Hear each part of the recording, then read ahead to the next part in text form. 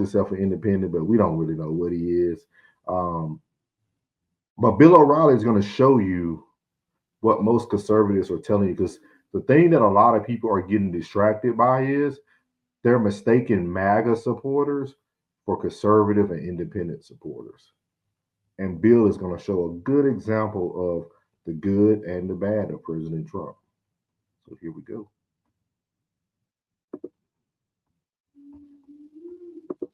You say you're an independent. A lot of people say, you know what, Stephen A., when you going to ask that man when the last time he voted for a Democrat? Because they can't see you vote for a Democrat. When you say you're an independent, I like you said the independent thinker, but usually you just say independent. And what I'm saying is that, you know what, he says he's an independent. I'm going to believe him. I call myself an independent. Let's not throw skepticism this man's way. But could you see yourself voting for a Democrat? Have you voted for a Democrat in recent memory, Bill O'Reilly? I voted for Swazi in November. The congressman in the 3rd district. He's a Democrat, and I know him well. I think he's an honest man. So I voted for him because the Republican didn't really advance anything in my eyes that overrode what I know about Swazi. Look, the people who try to pigeonhole me don't know anything about me. They don't know how I analyze the news. They don't understand my philosophy because they believe what they want to believe. And I'm used to it, but let me interject. Let me interject. I get the part about they want to believe what they want to believe, but you can't say they don't really know you. I mean, Bill, you've been on the air for how many years? How many decades? We know you a little bit now. 50 years. So how they don't know you, Bill? But it's a segmented audience. We had an enormous audience, and we do today. Millions and millions of people every day watch me in some capacity, and on Fox, record numbers, 16 years consecutive #1. But the audience that will devote time to listening to me is primarily traditional, not conservative. The far right, they don't like me at all. They attack me all the time. But it's a traditional audience because they know where I'm coming from. The liberal audience, we had about, because we did analytics when I was at Fox, it was 60% traditional, 20% non-aligned, and 20% liberal that would watch us on a daily basis. Now it's 95% conservative traditional at Fox. They've lost that. So we know that most liberals, they don't want to listen to O'Reilly, and they believe what they want to believe. But here's an interesting point for you. When I do shows like Jon Stewart, there's an enormous audience on the left for those shows, and they don't come out of it hating me. In fact, my last appearance on David Letterman, I got a standing O for Letterman, who did his best to try to make me look foolish. A standing O, it shocked him. So I think that I have a broad. So what you're going to see throughout this, I'm not going to play all 28 minutes, but I do want you guys to start hearing some of his some of the things he says, and it really lined up with what I try to explain to people. A lot of people look at us, people who voted for President Trump, as that we believe or we support everything that's going on, and that's not true. You can be a conservative or you can be a free thinker, because as Bill O'Reilly says, an independent thinker, which I think a lot of people are afraid of people who now think for themselves, because we all have been so what's the word I want to use for this? We all been so programmed to think a certain way if you're a certain race, or to think a certain way if you're raised a certain way, to think a certain way if you brought up in a certain environment. We all have been programmed to think a certain way. And once you become a free thinker and you start to think for yourself, you can vote for both sides of the house. You can see great Democrat candidates, and you can see great Republican candidates. And like Bill said, he did. He just voted for someone who was Democrat, and they actually won because he felt that he was a good guy. He felt that he was doing things that were going to be good for the people. I mean, we all see it all the time. And that's what happens when you get out of your box. Just because someone supports President Trump doesn't mean they support everything. But no one ever wants to have a conversation about everything. And Bill is going to actually break that down for us when Stephen A asks us that question. Broader appeal, but I agree with you that a lot of people think that I'm some kind of conservative ideologue. Who dislikes you more, the left or the extreme left or the extreme right? No, the left, for sure. Okay. Because I have very little tolerance for the woke people. Say it again, The Bill. extreme right is much narrower. It's a much more narrow crew than the left. The left has really made inroads in this country, and they control the Democratic Party, the far left does at this point, whereas the right has not done that. You know, Donald Trump's not an ideologue. He couldn't give you any kind of verse about the Republican Party or ideology. He's more of a deal maker. But his And do you guys notice that people who really follow politics, they don't have any expectation of President Trump being a politician? Only people who have not educated themselves would look and view and have expectations of him being a politician. President Trump is a deal maker. He's a person who has been making deals his whole life, and that's all he knows how to do. And we're at a point in time in America where we need that. We need someone who's willing to gamble, who's willing to say, hey, I'll put tariffs on everything. You know what? Double or nothing. We'll keep rolling the dice because we are the prominent power. And the only way to prove that is to show other people that they need us. audience is MAGA. And so he plays to that audience. You know, when we think about, this Sunday, Westbury, New York, 3 p.m. Eastern Standard Time, we're going to have the Three Americans Live event. Myself, you, and the one and only Chris Cuomo. You see the promo right there. Yes, I have been promoting it every single day, every single show, Bill O'Reilly, as I've been instructed by someone who will remain nameless, but is sitting right in front of me. The point that I'm saying, Bill, is this. When we see this event coming up, what do you believe? And what would you articulate to the audience that we're going to give them that they haven't seen before? Excellent question. So I did this as an experiment to see if we could meld 3 different audiences into one enjoyable afternoon. And I'm not sure whether we're going to succeed or not. We'll succeed as far as capacity in the theater. We sold a lot of tickets. But will the audiences get along? Will there be an equal amount of different thinkers? I don't know. But I did it because I am tired of the choir. One of the reasons that you are successful both in sports and now you're making a move into policy is because people don't know what you're going to say. And Bill is about to hit on a very important part. And that's why I wanted to get my voice out there. A lot of people get confused about the views and the likes and the comments. But it's the most important thing is who gets to hear your voice, who gets to hear a different side. Because everything that we're getting fed from social media, it kind of goes with what you're thinking at that time, or how you're feeling at that time, or what your life has been about at that time. But when you are able to sit down with people who think for themselves and they start to think freely, you get to see other people who open up your thought process. And that's what Bill is talking about. He's going to go into talking about how, we know Trump goes and he has to incite the MAGA people because those people, they're radical about him. They're all about it. But also the conservative voters who voted for President Trump also knows that half of that stuff won't happen. But the things that we do want to happen are happening. People who didn't want men and women's sports, people who only wanted to have 2 genders. Like those are the things that people care about. We all know last week that he signed the order to try to dismantle the education system. If you guys didn't know, the education system hasn't changed its percentages since 1979.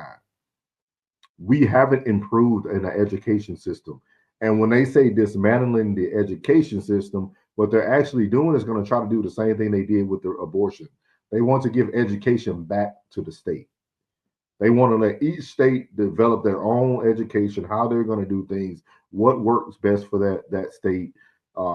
Standard, and money going directly to the state, and not all this federal funding and things that people will need. And I think it's something that is very good. I feel that when you go from state to state too, you can then specialize in certain trade schools, because you think about certain states like Ohio or Pennsylvania, very blue collar states where people work in factories where they work with their hands. Teaching young men and women to do that early at the age of 10 or 11 instead of doing home ec, you know what I mean? Stuff like that, like they're going to have other opportunities. So I would highly encourage people to really look into what dismantling the education department is going to actually do, and see who already had control under certain things that you think you're going to lose.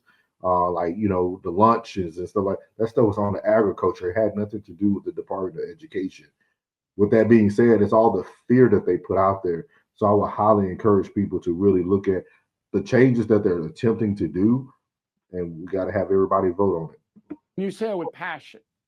And so that unpredictability about Stephen A. Smith attracts an audience. Same thing with me. Cuomo a little bit more doctrinaire left, although he's changed a little bit. When you say the one and only Chris Cuomo, I almost applaud it. We really don't need another one. To get you guys, but he's there. And a mindset, then the person sitting next to you in the whatever we do is great. And all of this other stuff. Yes, I've been reading up on it, Bill, by the way. I've been reading up on it. And you have people that had an attitude, and I said, that man, humble yourself. The man been covering politics because you are lamenting the fact that we can't have reasonable, sensible, and respectful discourse. And you believe that's something that will transpire this weekend. To that, you say what? I don't want tribalism in this country. Tribalism is a weakness, not a strength. I don't like the tribes. So about 10 years ago, I went to a concert, the Isley Brothers and Frankie Mays and Time, all black audience at Jones Beach. Okay. Yep. I walk in, I'm the only white guy in a place, except for the security guards. Oh, so my goodness. My date goes, she's looking at me. She goes, "Are you sure this is a good idea?" I said, "This is going to be great." So I was sitting right down front. And so I walked down to the seats. Everybody sees me. It's an outdoor venue. And half the crowd knew it was me. And I'm waving. Everybody's waving at me. And everybody want pictures with me. And that's the America that I like. Now, they don't. And what he's describing is what I tell everybody you see at sporting events. When you go to a sporting event, it's very rare to experience racism. At sports, you really get to see what the American dream would look like. Everybody together, rooting either for or against their teams. Everybody having drinks, everybody having food. You go to the tailgate before the game, everybody's offering you free food, everybody's partying, everybody's having a good time, and everybody goes into the stadium or the arena and enjoy the game. That 3.5 to 4 hour span, if we go into overtime, it's like literally what people will want life to look like. And when him describing that, he was the only white person at this Ronald Isley concert with some other people, but he felt comfortable because that's what America looks like to him. He's not hated. He's not, and that's what I want to tell a lot of you people, that's why I don't care about what people say in the comments, because those people don't even know me. So you're just making a comment off of a 30-second or a 2-minute clip that you're watching. And if that's what you get out of that, I can just imagine what people get from you on a day-to-day basis. So I always tell people is just continue to live your truth and be who you are, and everything else will work itself out. Agree. I'm sure that most people at the concert, and particularly Ronald Isley, don't agree with my point of view about life, but it was good natured. And that's what I want to get back to. That's why I'm doing this show. It's my production company, as you know, and I hope we're treating you well. You are. You wrote it all. Steve Bannon was on Cuomo on News Nation and said that Trump will run again in 2028 and win. When pressed by Cuomo that Trump is termed out, Bannon said the team is developing ways to elect Trump a third time. You wrote it off. I did not take kindly to that, Bill O'Reilly. I want you to explain yourself as to why you wrote it off, man. Because in the Constitution, it says you can't do it. What is Bannon going to do? Have a vote at 2/3 of the states to overturn the constitutional amendment? Look at the map. You're not going to get 2/3 of the states to do that. It's ridiculous. It's what they always do. All right. You have to understand, if you read The United States of Trump, which is by far the best book ever written about Donald Trump by me, your humble correspondent, it's all about provocation. It's all about putting your opposition off balance, getting them annoyed, getting them emotional. And that's what these MAGA people do. Bannon knows there's no way that Donald Trump's going to run for a third term. Trump knows it. Everybody knows. But do y'all see the difference when you have emotional intelligence? Bill O'Reilly is literally sitting here saying Stephen A. because Stephen A. was pissed. I watched the episode. Stephen A. was pissed. But did you hear Bill O'Reilly? It can't be done. It pretty much will take a miracle for that to happen. So why would I get myself all strung out, all stressed out about a topic that will never happen?